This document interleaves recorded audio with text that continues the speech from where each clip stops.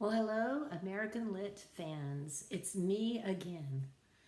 Imagine that. And today I want to talk to you about the midterm prep sheet. And if you want to follow along with me, you can go to content up toward the top of our Brightspace course page and then click on course documents and then look for midterm exam prep sheet. So during week 7, students will take a midterm exam. And so that's the week of October 4th through October 10th. And if you can see, I have on my pumpkin sweater, so I'm all ready here. You have to complete both parts 1 and 2 of the midterm and submit them before 11:59 p.m. on Sunday, the 10th of October. And so the midterm exam consists of the following 5 multiple choice questions. And each of those questions is worth 10 points. 5 quote identification questions, each of which is worth 10 points. And 1 short essay question, which is worth 100 points. So the total points possible are 200 points, which counts as 20% of your final grade in the class. So, it's a pretty good chunk of your final grade. So here's what you need to study for part 1. Know the following periods or genres, and remember that's a fancy word for types or kinds of literature or whatever you're talking about in modern American Lit, and their basic common themes, characteristics, and ideas. So you want to know about realism, and specifically you want to know about local color realism, what makes it a little bit different, naturalism. You want to know how these 3 things differ from one another. So what's the difference between realism and naturalism, right? And romanticism, which came before our time, but still it's because of romanticism that realism and naturalism came about. So you want to be able to explain what the differences are between those kinds of literature. You want to know the characteristics of local color realism, also called regional realism. You want to know about African American literature of the late 19th, early 20th centuries. You want to know about early 20th century poetry. You want to understand imagism, not imagery, but imagism, right? And symbolism. So look back at the documents, the informative sheets on these various genres and techniques that I've given you. Read through the discussion boards again. Look back at my videos on these subjects again. And you can refer to the weekly checklist and your syllabus for listings of the documents and the discussion boards that we've engaged in thus far. And I will open up the boards so that you can see all of them and go back and look at them to review. And your syllabus lays out which texts fall under each of these categories as well. You want to pay attention to the quotes, the terms, the main ideas that are pointed out in the sheets, in the discussions, and in my videos. And just be sure you've watched the videos up to this point. You want to know the various genres, right? Their time periods, their salient or main points, their identifying elements, and you may not use your textbook or any class documents during part 1 of the exam. So part 1 is divided up into 2 sections, and the first one is those 5 multiple choice questions. And here's an example for you of what one of those questions might look like. The period of time that encompasses the realism period in American Lit is A, 1914 to 1945. B, from the war between the states up to 1914. C, from the Civil War to the turn of the 20th century. Or D, 1850 to 1910. So if you guessed letter C, you are correct. And in fact, a little bird just came flying in and whispered in my ear and said, this very question might just appear on the midterm. And because you have watched my video, you will get this question correct. See, it pays to watch the video. So the second part of part one of the exam features actual quotes or passages from the readings.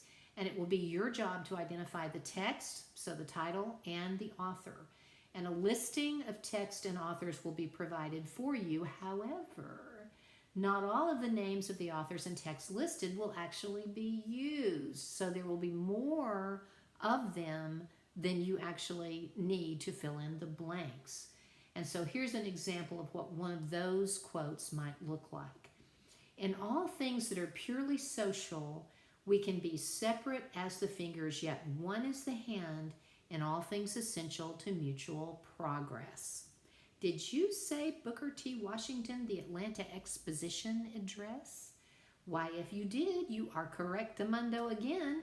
And that same little bird is whispering in my ear saying, that question just might be on the midterm too. And if you be listening to the video, you will get it right. Yay, you. So I will also say to you that I will not mix up the titles and the author's names.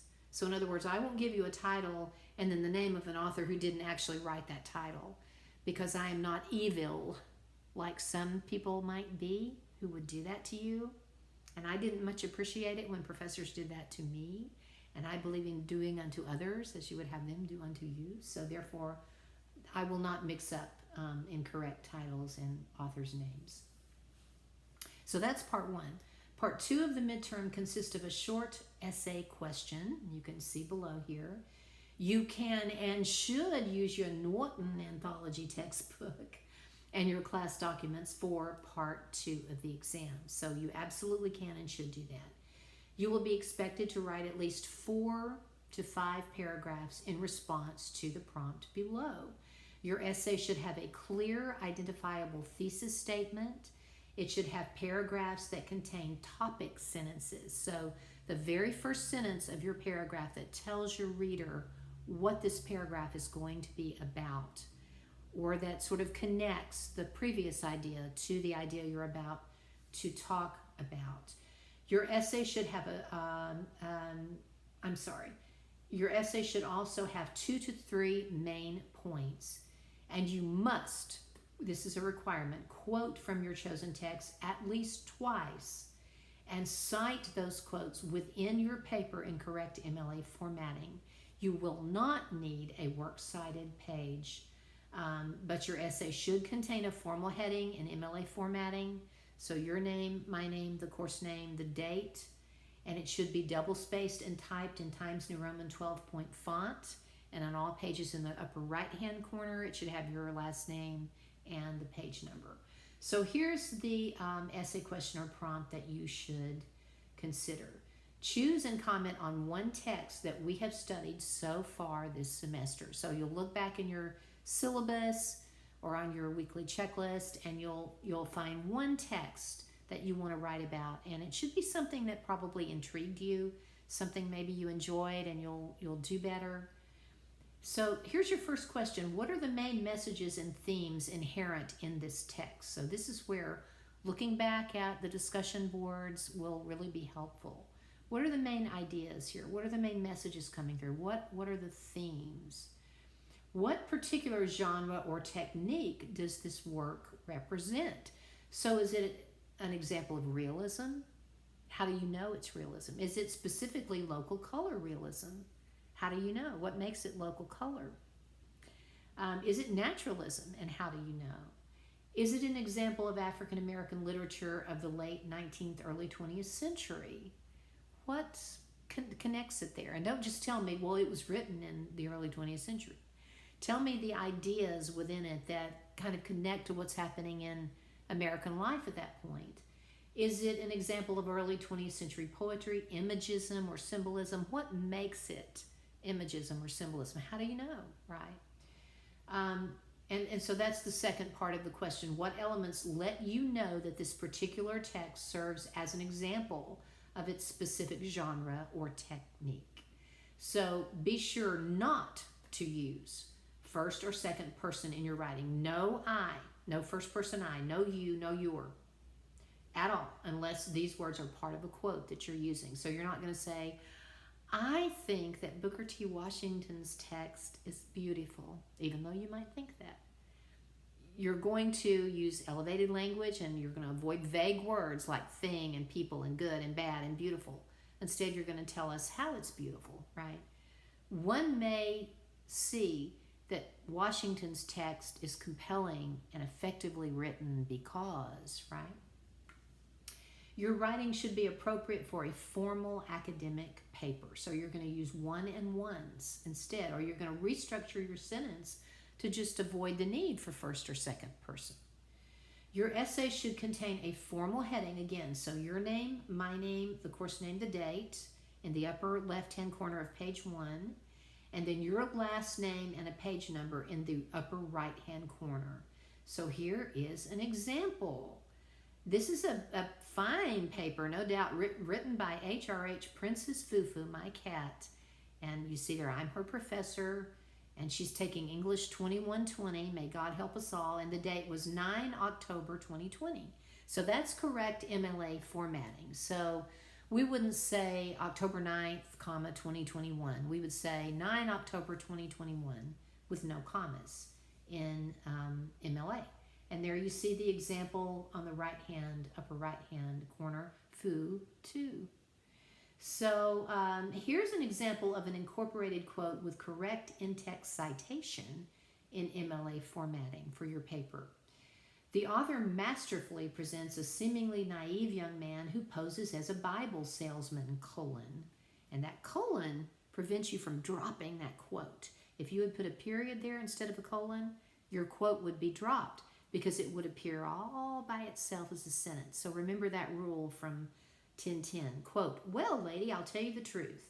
Not many people want to buy a Bible nowadays, and besides, I know I'm real simple. I don't know how to say a thing but to say it. I'm just a country boy, unquote.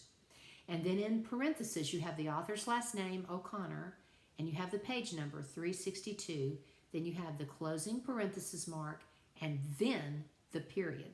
So in MLA, you only need the author's last name and the page number. You don't need the word page or P for page. You don't need a comma, right? It's simple. Now in poetry, if you're using a poem to write about for the midterm, part 2, you would place the line number in your in-text or parenthetical citation, not the page number.